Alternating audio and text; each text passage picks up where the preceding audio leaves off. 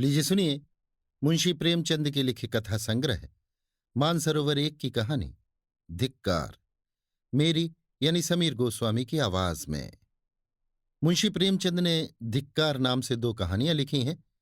दूसरी कहानी उनके मानसरोवर के भाग 3 में है। अनाथ और विधवा मानी के लिए जीवन में अब रोने के सिवा कोई दूसरा अवलंब न था। वो 5 वर्ष की थी जब पिता का देहांत हो गया। माता ने किसी तरह उसका पालन किया। 16 वर्ष की अवस्था में मोहल्ले वालों की मदद से उसका विवाह भी हो गया। पर साल के अंदर ही माता और पति दोनों विदा हो गए। इस विपत्ति में उसे अपने चचा वंशीधर के सिवा और कोई नजर न आया जो उसे आश्रय देता। वंशीधर ने अब तक जो व्यवहार किया था उससे ये आशा न हो सकती थी कि वहां वो शांति के साथ रह सकेगी। पर वो सब कुछ सहने और सब कुछ करने को तैयार थी। वो गाली झिड़की मारपीट सब सह लेगी। कोई उस पर संदेह तो न करेगा, उस पर मिथ्या लांछन तो न लगेगा। शौहदों और लुच्चों से तो उसकी रक्षा होगी। वंशीधर को कुल मर्यादा की कुछ चिंता हुई। मानी की याचना को अस्वीकार न कर सके। लेकिन 2-4 महीने में ही मानी को मालूम हो गया कि इस घर में बहुत दिनों तक उसका निबाह न होगा।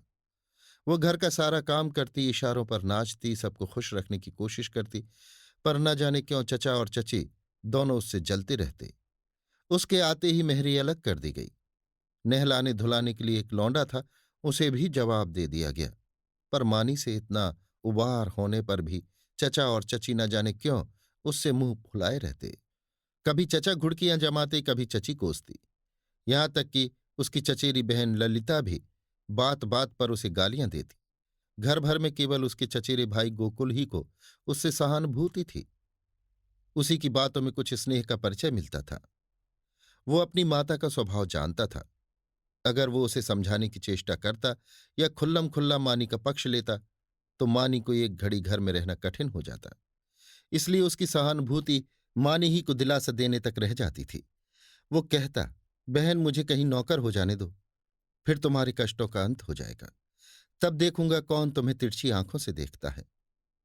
जब तक पढ़ता हूं तभी तक तुम्हारे बुरे दिन हैं।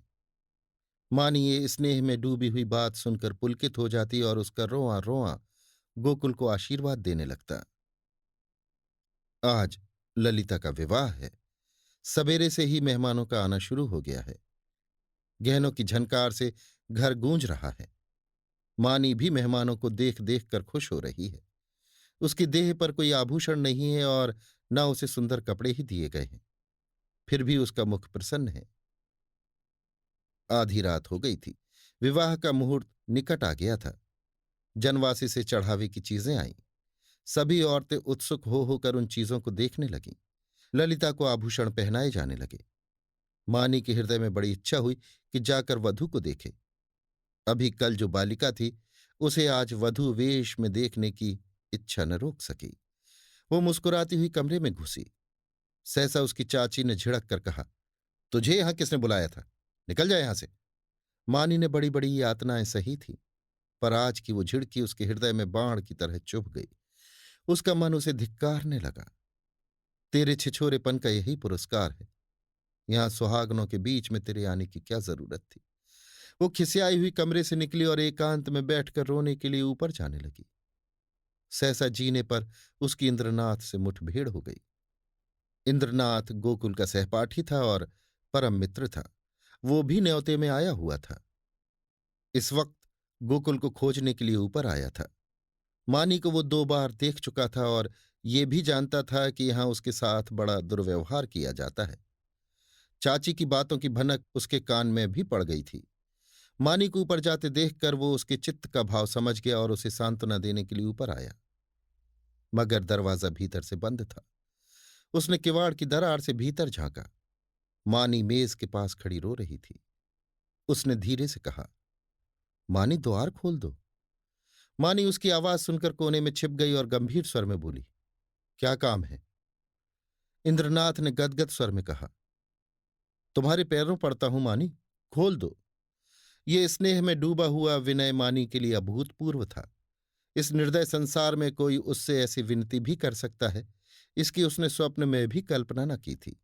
मानी ने कांपते हुए हाथों से द्वार खोल दिया। इंद्रनाथ झपट कर कमरे में घुसा। देखा कि छत के पंखे के कड़े से एक रस्सी लटक रही है। उसका हृदय कांप उठा। उसने तुरंत जेब से चाकू निकालकर रस्सी काट दी और बोला, क्या करने जा रही थी मानी? जानती हो इस अपराध का क्या दंड है? मानी ने गर्दन झुकाकर कहा, इस दंड से कोई और दंड कठोर हो सकता है? जिसकी सूरत से लोगों को घृणा है, उसे मरने के लिए भी अगर कठोर दंड दिया जाए तो मैं यही कहूंगी कि ईश्वर के दरबार में न्याय का नाम भी नहीं है।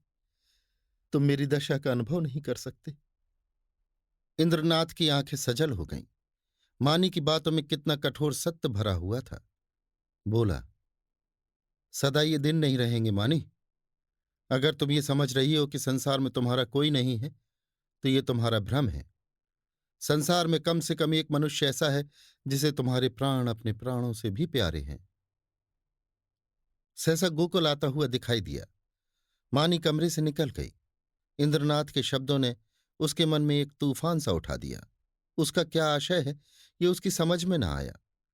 फिर भी आज उसे अपना जीवन सार्थक मालूम हो रहा था। उसके अंधकारमय जीवन में एक प्रकाश का उदय हो गया। इंद्रनाथ को वहां बैठे और मानी को कमरे से जाते देखकर गोकुल को कुछ खटक गया। उसकी त्योरियां बदल गईं। कठोर स्वर में बोला, तुम यहां कब आए? इंद्रनाथ ने अविचलित भाव से कहा, तुम्ही को खोजता हुआ यहां आया था। तुम यहां न मिले तो नीचे लौटा जा रहा था। अगर चला गया होता तो इस वक्त तुम्हें ये कमरा बंद मिलता और पंखे के कड़े से एक लाश लटकती हुई नजर आती। गोकुल ने समझा ये अपने अपराध के छिपाने के लिए कोई बहाना निकाल रहा है। तीव्र कंठ से बोला, तुम ये विश्वासघात करोगे, मुझे ऐसी आशा न थी। इंद्रनाथ का चेहरा लाल हो गया। वो आवेश में खड़ा हो गया और बोला, ना मुझे ये आशा थी कि तुम मुझ पर इतना बड़ा लांछन रख दोगे। मुझे न मालूम था कि तुम मुझे इतना नीच और कुटिल समझते हो। मानी तुम्हारे लिए तिरस्कार की वस्तु हो, मेरे लिए श्रद्धा की वस्तु है और रहेगी। मुझे तुम्हारे सामने अपनी सफाई देने की जरूरत नहीं है, लेकिन मानी मेरे लिए उससे कहीं पवित्र है जितनी तुम समझते हो। मैं नहीं चाहता था कि इस वक्त तुमसे ये बातें कहूं। इसके लिए और अनुकूल परिस्थितियों की राह देख रहा था, लेकिन मामला आ पड़ने पर कहना ही पड़ रहा है। मैं ये तो जानता था कि मानी का तुम्हारे घर में कोई आदर नहीं, लेकिन तुम लोग उसे इतना नीच और त्याज्य समझते हो, यह आज तुम्हारी माताजी की बातें सुनकर मालूम हुआ। केवल इतनी सी बात के लिए वो चढ़ावे के गहने देखने चली गई थी। तुम्हारी माता ने उसे इस बुरी तरह झिड़का जैसे कोई कुत्ते को भी न झिड़केगा। तुम कहोगे, इसमें मैं क्या करूं? मैं कर ही क्या सकता हूं? जिस घर में एक अनाथ स्त्री पर इतना अत्याचार हो, उस घर का पानी पीना भी हराम है। अगर तुमने अपनी माता को पहले ही दिन समझा दिया होता तो आज ये नौबत ना आती। तुम इस इल्जाम से नहीं बच सकते। तुम्हारे घर में आज उत्सव है। मैं तुम्हारे माता पिता से कुछ बातचीत नहीं कर सकता, लेकिन तुमसे कहने में संकोच नहीं है कि मानी को मैं अपनी जीवन सहचरी बनाकर अपने को धन्य समझूंगा। मैंने समझा था अपना कोई ठिकाना करके तब ये प्रस्ताव करूंगा, पर मुझे भय है कि और विलंब करने में शायद मानी से हाथ धोना पड़े। इसलिए तुम्हें और तुम्हारे घर वालों को चिंता से मुक्त करने के लिए मैं आज ही ये प्रस्ताव किए देता हूं। गोकुल के हृदय में इंद्रनाथ के प्रति ऐसी श्रद्धा कभी न हुई थी। उस पर ऐसा संदेह करके वो बहुत ही लज्जित हुआ। उसने ये अनुभव भी किया कि माता के भय से मैं मानी के विषय में तटस्थ रहकर कायरता का दोषी हुआ हूं। ये केवल कायरता थी और कुछ नहीं। कुछ झेंपता हुआ बोला, अगर अम्मा ने मानी को इस बात पर झिड़का तो वो उनकी मूर्खता है। मैं उनसे अवसर मिलते ही पूछूंगा। इंद्रनाथ, अब पूछने पाछने का समय निकल गया। मैं चाहता हूं कि तुम मानी से इस विषय में सलाह करके मुझे बतला दो। मैं नहीं चाहता कि अब वो यहां क्षण भर भी रहे। मुझे आज मालूम हुआ कि वो गर्वणी प्रकृति की स्त्री है और सच पूछो तो मैं उसके स्वभाव पर मुग्ध हो गया हूं। ऐसी स्त्री अत्याचार नहीं सह सकती। गोकुल ने डरते डरते कहा, लेकिन तुम्हें मालूम है वो विधवा है। जब हम किसी के हाथों अपना असाधारण हित होते देखते हैं तो हम अपनी सारी बुराइयां उसके सामने खोलकर रख देते हैं। हम उसे दिखाना चाहते हैं कि हम आपकी इस कृपा के सर्वथा योग्य नहीं हैं। इंद्रनाथ ने मुस्कुराकर कहा, जानता हूं, सुन चुका हूं, और इसीलिए तुम्हारे बाबूजी से कुछ कहने का मुझे अब तक साहस नहीं हुआ। लेकिन ना जानता तो भी इसका मेरे निश्चय पर कोई असर न पड़ता। मानी विधवा ही नहीं, अछूत हो, उससे भी गई बीती अगर कुछ हो सकती है, वो भी हो, फिर भी वो मेरे लिए रमणी रत्न है। हम छोटे छोटे कामों के लिए तजुर्बेकार आदमी खोजते हैं, जिसके साथ हमें जीवन यात्रा करनी है, उसमें तजुर्बे का होना ऐब समझते हैं। मैं न्याय का गला घोंटने वालों में नहीं हूं। विपत्ति से बढ़कर तजुर्बा सिखाने वाला कोई विद्यालय आज तक नहीं खुला। जिसने इस विद्यालय में डिग्री ले ली, उसके हाथों में हम निश्चिंत होकर जीवन की बागडोर दे सकते हैं। किसी रमणी का विधवा होना मेरी आंखों में दोष नहीं, गुण है। गोकुल ने पूछा, लेकिन तुम्हारे घर के लोग? इंद्रनाथ ने प्रसन्न होकर कहा, मैं अपने घर वालों को इतना मूर्ख नहीं समझता कि इस विषय में आपत्ति करें। लेकिन वे आपत्ति करें भी तो मैं अपनी किस्मत अपने हाथ में ही रखना पसंद करता हूं। मेरे बड़ों को मुझ पर अनेकों अधिकार हैं। बहुत सी बातों में मैं उनकी इच्छा को कानून समझता हूं, लेकिन जिस बात को मैं अपनी आत्मा के विकास के लिए शुभ समझता हूं, उसमें मैं किसी से दबना नहीं चाहता। मैं इस गर्व का आनंद उठाना चाहता हूं कि मैं स्वयं अपने जीवन का निर्माता हूं। गोकुल ने कुछ शंकित होकर कहा, और अगर मानी न मंजूर करे? इंद्रनाथ को यह शंका बिल्कुल निर्मूल जान पड़ी। बोले, तुम इस समय बच्चों की सी बातें कर रहे हो गोकुल। ये मानी हुई बात है कि मानी आसानी से मंजूर न करेगी। वो इस घर में ठोकरें खाएगी, झिड़कियां सहेगी, गालियां सुनेगी, पर इसी घर में रहेगी। युगों के संस्कार को मिटा देना आसान नहीं है, लेकिन हमें उसको राजी करना पड़ेगा। उसके मन से संचित संस्कारों को निकालना पड़ेगा। मैं विधवाओं के पुनर्विवाह के पक्ष में नहीं हूं। मेरा ख्याल है कि पतिव्रत का अलौकिक आदर्श संसार का अमूल्य रत्न है और हमें बहुत सोच समझकर उस पर आघात करना चाहिए। लेकिन मानी के विषय में ये बात नहीं उठती। प्रेम और भक्ति नाम से नहीं, व्यक्ति से होती है। जिस पुरुष की उसने सूरत भी नहीं देखी, उससे उसे प्रेम नहीं हो सकता। केवल रस्म की बात है। इस आडंबर की, इस दिखावे की हमें परवाह नहीं करनी चाहिए। देखो, शायद कोई तुम्हें बुला रहा है। मैं भी जा रहा हूं। 2-3 दिन में फिर मिलूंगा, मगर ऐसा ना हो कि तुम संकोच में पड़कर सोचते विचारते रह जाओ और दिन निकलते चले जाएं। गोकुल ने उसके गले में हाथ डालकर कहा, मैं परसों खुद ही आऊंगा। बारात विदा हो गई थी। मेहमान भी रुखसत हो गए थे। रात के 9 बज गए थे। विवाह के बाद की नींद मशहूर है। घर के सभी लोग सरेशाम से सो रहे थे। कोई चारपाई पर, कोई तख्त पर, कोई जमीन पर, जिसे जहां जगह मिल गई वहीं सो रहा था। केवल मानी घर की देखभाल कर रही थी और ऊपर गोकुल अपने कमरे में बैठा हुआ समाचार पढ़ रहा था। सहसा गोकुल ने पुकारा, मानी, एक गिलास ठंडा पानी तो लाना, प्यास लगी है। मानी पानी लेकर ऊपर गई और मेज पर पानी रखकर लौटना ही चाहती थी कि गोकुल ने कहा, जरा ठहरो मानी, तुमसे कुछ कहना है। मानी ने कहा, अभी फुर्सत नहीं है भाई, सारा घर सो रहा है। कहीं कोई घुस आए तो लोटा थाली भी न बचे। गोकुल ने कहा, घुस आने दो। मैं तुम्हारी जगह होता तो चोरों से मिलकर चोरी करवा देता। मुझे इसी वक्त इंद्रनाथ से मिलना है। मैंने उससे आज मिलने का वचन दिया है। देखो, संकोच मत करना। जो बात पूछ रहा हूं उसका जल्द उत्तर देना। देर होगी तो वो घबराएगा। इंद्रनाथ को तुमसे प्रेम है, ये तुम जानती हो ना? मानी ने मुंह फेर कर कहा, यही बात कहने के लिए मुझे बुलाया था। मैं कुछ नहीं जानती। गोकुल, खैर, ये वो जाने और तुम जानो। वो तुमसे विवाह करना चाहता है। वैदिक रीति से विवाह होगा। तुम्हें स्वीकार है? मानी की गर्दन शर्म से झुक गई। वो कुछ जवाब न दे सकी। गोकुल ने फिर कहा, दादा और अम्मा से ये बात नहीं कही गई। इसका कारण तुम जानती ही हो। वो तुम्हें घुड़कियां दे देकर, जला जलाकर चाहे मार डालें, पर विवाह की सम्मति कभी नहीं देंगे। इससे उनकी नाक कट जाएगी। इसलिए अब इसका निर्णय तुम्हारे ही ऊपर है। मैं तो समझता हूं तुम्हें स्वीकार कर लेना चाहिए। इंद्रनाथ तुमसे प्रेम करता ही है। यों भी निष्कलंक चरित्र का आदमी और बला का दिलेर है। भय तो उसे छू ही नहीं गया। तुम्हें सुखी देखकर मुझे सच्चा आनंद होगा। मानी के हृदय में एक वेग उठ रहा था, मगर मुंह से आवाज न निकली। गोकुल ने अब की खींच कर कहा, देखो मानी, ये चुप रहने का समय नहीं है। क्या सोचती हो? मानी ने कांपते स्वर में कहा, हां। गोकुल के हृदय का बोझ हल्का हो गया। मुस्कुराने लगा। मानी शर्म के मारे वहां से भाग गई। शाम को गोकुल ने अपनी मां से कहा, अम्मा, इंद्रनाथ के घर आज कोई उत्सव है। उसकी माता अकेली घबरा रही थी कि कैसे सब काम होगा।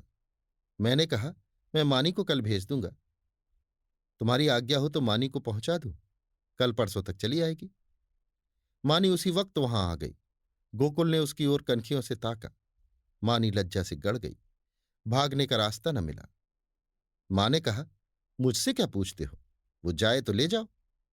गोकुल ने मानी से कहा, कपड़े पहनकर तैयार हो जाओ, तुम्हें इंद्रनाथ के घर चलना है। मानी ने आपत्ति की, मेरा जी अच्छा नहीं है, मैं न जाऊंगी। गोकुल की मां ने कहा, चली क्यों नहीं जाती? क्या वहां कोई पहाड़ खोदना है? मानी एक सफेद साड़ी पहनकर तांगे पर बैठी तो उसका हृदय कांप रहा था और बार बार आंखों में आंसू भर आते थे। उसका हृदय बैठा जाता था, मानो नदी में डूबने जा रही हो।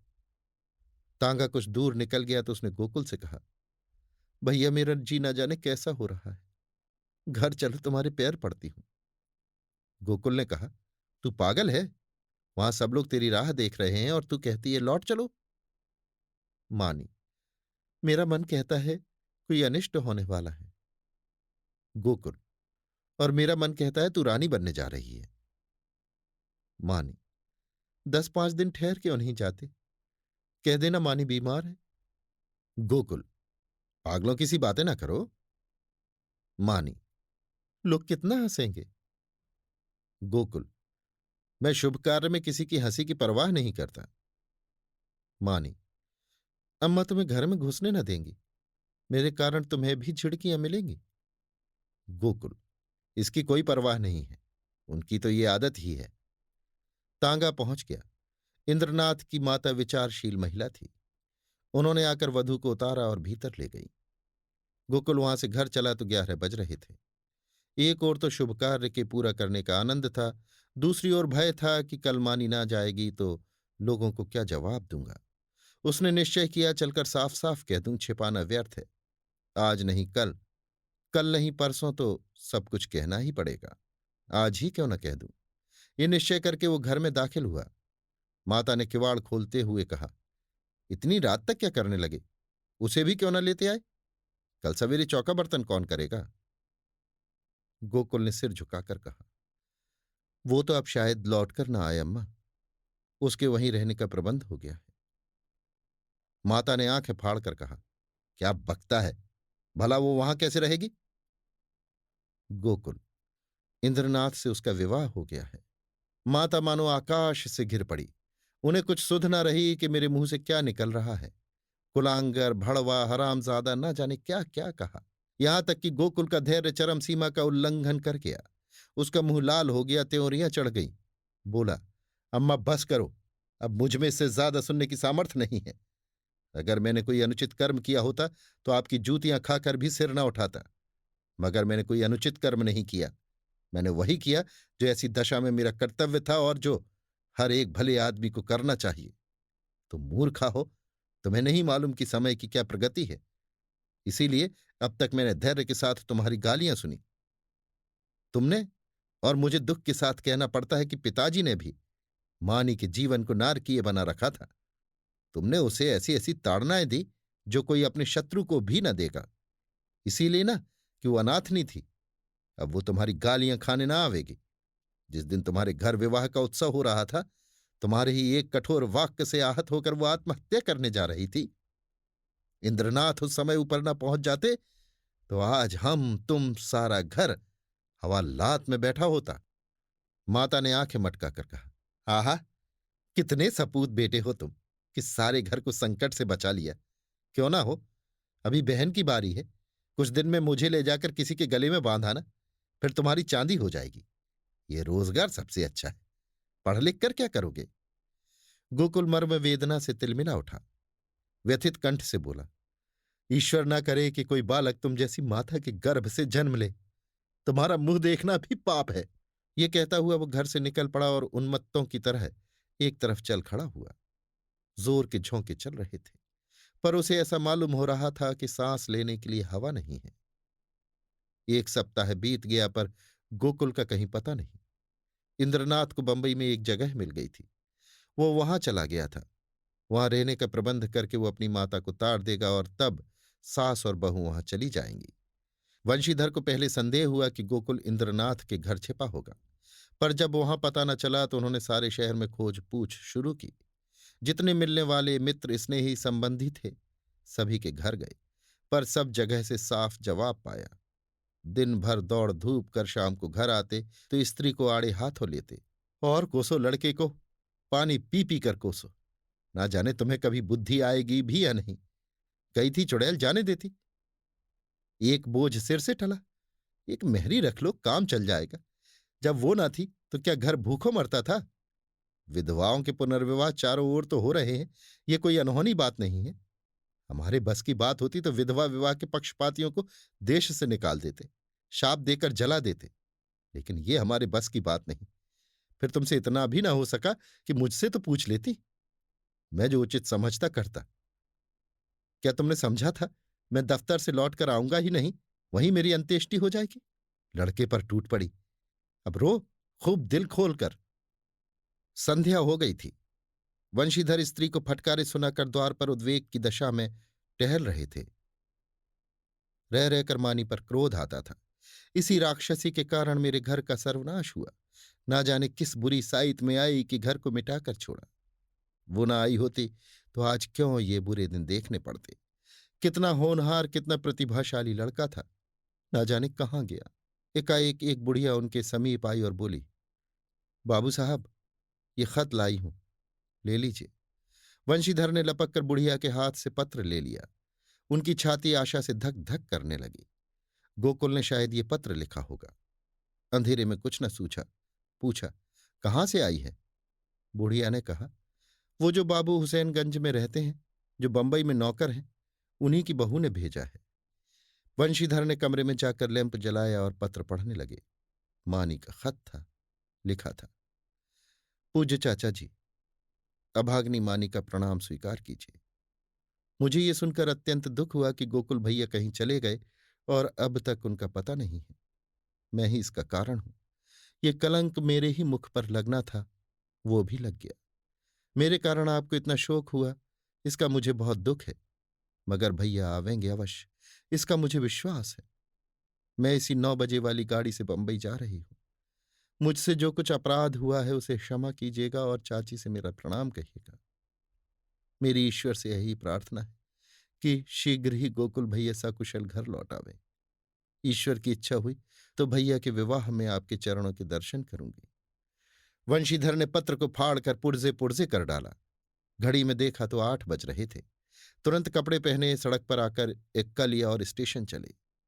बंबई मेल प्लेटफॉर्म पर खड़ी थी। मुसाफिरों में भगदड़ मची हुई थी। खोमचे वालों की चीख पुकार से कान में पड़ी आवाज न सुनाई देती थी। गाड़ी छूटने में थोड़ी ही देर थी। मानी और उसकी सास एक जनाने कमरे में बैठी हुई थी। मानी सजल नेत्रों से सामने ताक रही थी। अतीत चाहे दुखद ही क्यों न हो, उसकी स्मृतियां मधुर होती हैं। मानी आज बुरे दिनों को स्मरण करके दुखी हो रही थी। गोकुल से अब न जाने कब भेंट होगी। चाचा जी आ जाते तो उनके दर्शन कर लेती। कभी कभी बिगड़ते थे तो क्या, उसके भले ही के लिए तो डांटते थे। वो आवेंगे नहीं। अब तो गाड़ी छूटने में थोड़ी ही देर है। कैसे आवें। समाज में हलचल न मच जाएगी। भगवान की इच्छा होगी तो अब की जब यहां आऊंगी तो जरूर उनके दर्शन करूंगी। एकाएक उसने लाला वंशीधर को आते देखा। वो गाड़ी से निकलकर बाहर खड़ी हो गई और चाचा जी की ओर बढ़ी। चरणों पर गिरना चाहती थी कि वो पीछे हट गए और आंखें निकाल कर बोले, मुझे छू मत, दूर रह, अभाग्नि कहीं की। मुंह में कालिख लगाकर मुझे पत्र लिखती है। तुझे मौत भी नहीं आती। तूने मेरे कुल का सर्वनाश कर दिया। आज तक गोकुल का पता नहीं है। तेरे कारण वो घर से निकला और तू अभी तक मेरी छाती पर मूंग दलने को बैठी है। तेरे लिए क्या गंगा में पानी नहीं है। मैं तुझे ऐसी कुलटा, ऐसी हरजाई समझता तो पहले दिन ही तेरा गला घोंट देता। अब मुझे अपनी भक्ति दिखलाने चली है। तेरे जैसी पापिष्ठाओं का मरना ही अच्छा है। पृथ्वी का बोझ कम हो जाएगा। प्लेटफॉर्म पर सैकड़ों आदमियों की भीड़ लग गई थी और वंशीधर निर्लज्ज भाव से गालियों की बौछार कर रहे थे। किसी की समझ में न आता था क्या माजरा है, पर मन से सब लाला को धिक्कार रहे थे। मानी पाषाण मूर्ति के समान खड़ी थी। मानो वहीं जम गई हो। उसका सारा अभिमान चूर चूर हो गया। ऐसा जी चाहता था धरती फट जाए और मैं समा जाऊं। कोई वज्र गिरकर उसके जीवन, अधम जीवन का अंत कर दे। इतने आदमियों के सामने उसका पानी उतर गया। उसकी आंखों से पानी की एक बूंद भी न निकली। हृदय में आंसू न थे। उसकी जगह एक दावानल सा दहक रहा था, जो मानो वेग से मस्तिष्क की ओर बढ़ता चला जाता था। संसार में कौन जीवन इतना अधम होगा। सास ने पुकारा, बहू, अंदर आ जाओ। गाड़ी चली तो माता ने कहा, ऐसा बेशर्म आदमी नहीं देखा। मुझे तो ऐसा क्रोध आ रहा था कि उसका मुंह नोच लूं। मानी ने सिर ऊपर न उठाया। माता फिर बोली, ना जाने इन सड़ियलों को बुद्धि कब आएगी। अब तो मरने के दिन भी आ गए। पूछो, तेरा लड़का भाग गया तो हम क्या करें। अगर ऐसे पापी ना होते तो ये वज्र ही क्यों गिरता। मानी ने फिर भी मुंह न खोला। शायद उसे अपने अस्तित्व का ज्ञान भी न था।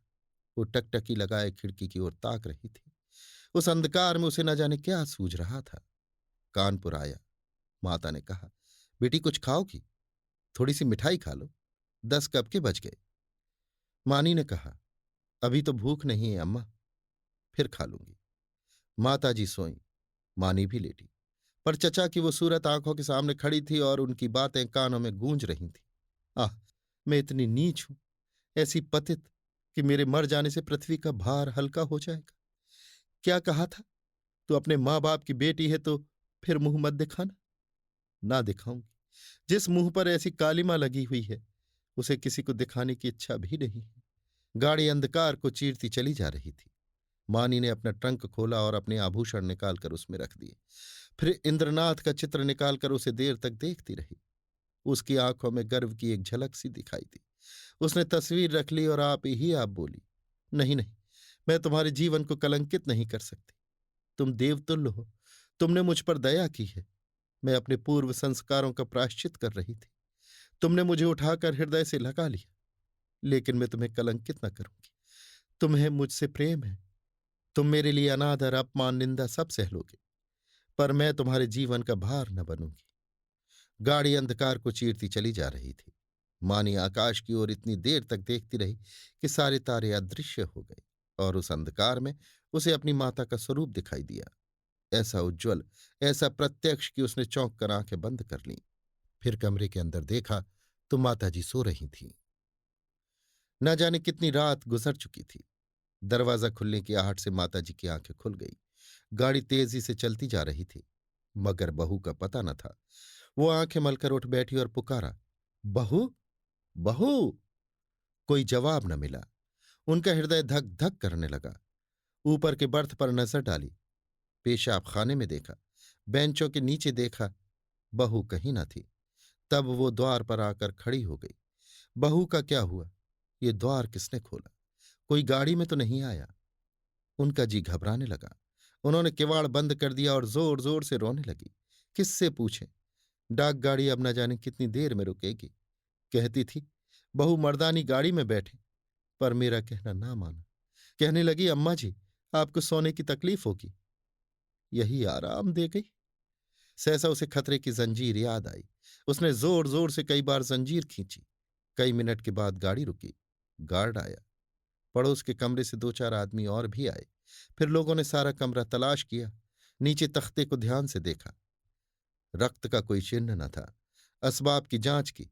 बिस्तर, संदूक, संदूकची, बर्तन सब मौजूद थे। ताले भी सब बंद थे। कोई चीज गायब न थी। अगर बाहर से कोई आदमी आता तो चलती गाड़ी से जाता कहाँ? एक स्त्री को लेकर गाड़ी से कूद जाना असंभव था। सब लोग इन लक्षणों से इसी नतीजे पर पहुंचे कि मानी द्वार खोलकर बाहर झांकने लगी होगी और मुठिया हाथ से छूट जाने के कारण गिर पड़ी होगी। गार्ड भला आदमी था। उसने नीचे उतरकर 1 मील तक सड़क के दोनों तरफ तलाश किया। मानी का कोई निशान न मिला। रात को इससे ज्यादा और क्या किया जा सकता था। माताजी को कुछ लोग आग्रहपूर्वक एक मर्दानी डिब्बे में ले गए। ये निश्चय हुआ कि माताजी अगले स्टेशन पर उतर पड़े और सवेरे इधर उधर दूर तक देखभाल की जाए। विपत्ति में हम प्रमुखापेक्षी हो जाते हैं। माताजी कभी इसका मुंह देखती, कभी उसका। उनकी याचना से भरी हुई आंखें मानो सबसे कह रही थीं, कोई मेरी बच्ची को खोज क्यों नहीं लाता। हाय, अभी तो बेचारी की चुंदरी भी नहीं मैली हुई। कैसे कैसे साधों और अरमानों से भरी पति के पास जा रही थी। कोई उस दुष्ट वंशीधर से जाकर कहता क्यों नहीं, ले, तेरी मनोभिलाषा पूरी हो गई, जो तू चाहता था वो पूरा हो गया। क्या अब भी तेरी छाती नहीं जुड़ाती? वृद्धा बैठी रो रही थी और गाड़ी अंधकार को चीरती चली जाती थी। रविवार का दिन था। संध्या समय इंद्रनाथ दो तीन मित्रों के साथ अपने घर की छत पर बैठा हुआ था। आपस में हास परिहास हो रहा था। मानी का आगमन इस परिहास का विषय था। एक मित्र बोले, क्यों इंद्र, तुमने तो वैवाहिक जीवन का कुछ अनुभव किया है, हमें क्या सलाह देते हो? बनाए कहीं घोंसला, या यूं ही डालियों पर बैठे बैठे दिन काटे? पत्र पत्रिकाओं को देखकर तो यही मालूम होता है कि वैवाहिक जीवन और नरक में कुछ थोड़ा ही सा अंतर है। इंद्रनाथ ने मुस्कुराकर कहा, यह तो तकदीर का खेल है भाई, 16वां आना तकदीर का। अगर एक दशा में वैवाहिक जीवन नरक तुल्य है तो दूसरी दशा में स्वर्ग से कम नहीं। दूसरे मित्र बोले, इतनी आजादी तो भला क्या रहेगी? इंद्रनाथ, इतनी क्या, इसका शतांश भी न रहेगी। अगर तुम रोज सिनेमा देखकर 12 बजे लौटना चाहते हो, 9 बजे सोकर उठना चाहते हो और दफ्तर से 4 बजे लौटकर ताश खेलना चाहते हो, तो तुम्हें विवाह करने से कोई सुख ना होगा। और जो हर महीने सूट बनवाते हो, तब शायद साल भर में भी न बनवा सको। श्रीमती जी तो आज रात की गाड़ी से आ रही हैं। हाँ, मेल से।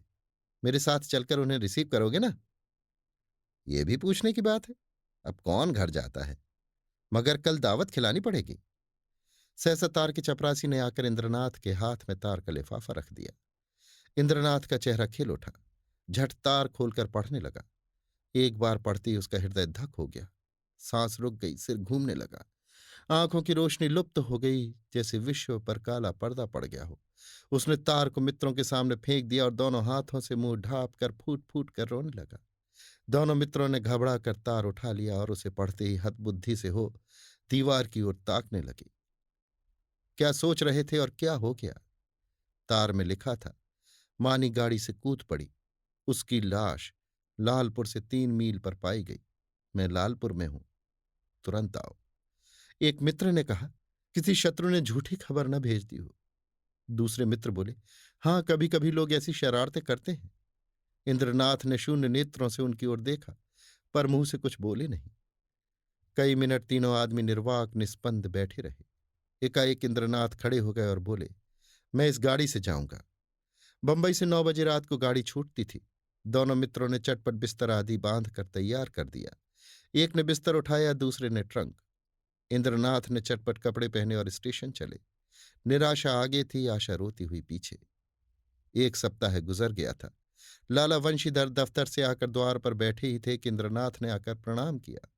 वंशीधर उसे देखकर चौंक पड़े। उसके अनपेक्षित आगमन पर नहीं, उसकी विकृत दशा पर। मानो वीत राग शोक सामने खड़ा हो, मानो कोई हृदय से निकली हुई आह मूर्तिमान हो गई हो। वंशीधर ने पूछा, तुम तो बंबई चले गए थे ना? इंद्रनाथ ने जवाब दिया, जी हां, आज ही आया हूं। वंशीधर ने तीखे स्वर में कहा, गोकुल को तो तुम ले भी थे। इंद्रनाथ ने अपनी अंगूठी की ओर ताकते हुए कहा, वो मेरे घर पर है। वंशीधर के उदास मुख पर हर्ष का प्रकाश दौड़ गया। बोले, तो यहां क्यों नहीं आए? तुमसे कहाँ उसकी भेंट हुई? क्या बंबई चला गया था? जी नहीं, कल मैं गाड़ी से उतरा तो स्टेशन पर मिल गए। तो जाकर लिवा लाओ ना, जो किया अच्छा किया। ये कहते हुए वो घर में दौड़े। एक क्षण में गोकुल की माता ने उसे अंदर बुलाया। वो अंदर गया तो माता ने उसे सिर से पांव तक देखा। तुम बीमार थे क्या भैया? चेहरा क्यों इतना उतरा है? गोकुल की माता ने पानी का लोटा रखकर कहा, हाथ मुंह धो डालो बेटा। गोकुल है तो अच्छी तरह, कहाँ रहा इतने दिन? तब से सैकड़ों मन्नतें मान डाली, आया क्यों नहीं? इंद्रनाथ ने हाथ मुंह धोते हुए कहा, मैंने तो कहा था चलो, लेकिन डर के मारे नहीं आते। और था कहाँ इतने दिन? कहते थे देहातों में घूमता रहा। तो क्या तुम अकेले बंबई से आए हो? जी नहीं, अम्मा भी आई हैं। गोकुल की माता ने सकुचाकर पूछा, मानी तो अच्छी तरह है? इंद्रनाथ ने हंसकर कहा, जी हां, अब वो बड़े सुख से है, संसार के बंधनों से छूट गई। माता ने अविश्वास करके कहा, चल नटखट कहीं का, बेचारी को कोस रहा है, मगर इतनी जल्दी बंबई से लौट क्यों आए? इंद्रनाथ ने मुस्कुराते हुए कहा, क्या करता। माताजी का तार बंबई में मिला कि मानी ने गाड़ी से कूदकर प्राण दे दिए। वो लालपुर में पड़ी हुई थी। दौड़ा हुआ आया, वहीं दाह क्रिया की। आज घर चला आया। अब मेरा अपराध क्षमा कीजिए। वो और कुछ न कह सका। आंसुओं के वेग ने गला बंद कर दिया। जेब से एक पत्र निकालकर माता के सामने रखता हुआ बोला, उसके संदूक में यही पत्र मिला है। गोकुल की माता कई मिनट तक मरमाहत सी बैठी जमीन की ओर ताकती रही। शोक और उससे अधिक पश्चाताप ने सिर को दबा रखा था। फिर पत्र उठाकर पढ़ने लगी। स्वामी, जब ये पत्र आपके हाथों में पहुंचेगा तब तक मैं इस संसार से विदा हो जाऊंगी। मैं बड़ी अभागिन हूं। मेरे लिए संसार में स्थान नहीं है। आपको भी मेरे कारण क्लेश और निंदा ही मिलेगी। मैंने सोचकर देखा और यही निश्चय किया कि मेरे लिए मरना ही अच्छा है। मुझ पर आपने जो दया की थी उसके लिए आपको क्या प्रतिदान करूं। जीवन में मैंने कभी किसी वस्तु की इच्छा नहीं की, परंतु मुझे दुख है कि आपके चरणों पर सिर रखकर न मर सकी। मेरी अंतिम याचना है कि मेरे लिए आप शोक न कीजिएगा। ईश्वर आपको सदा सुखी रखे। माताजी ने पत्र रख दिया और आंखों से आंसू बहने लगे। बरामदे में वंशीधर निस्पंद खड़े थे और जैसे मानी लज्जानत उनके सामने खड़ी थी। अभी आप सुन रहे थे मुंशी प्रेमचंद के लिखे कथा संग्रह मानसरोवर एक की कहानी धिक्कार, मेरी यानी समीर गोस्वामी की आवाज में। मुंशी प्रेमचंद ने धिक्कार नाम से 2 कहानियां लिखी हैं। दूसरी कहानी मानसरोवर के भाग 3 में है।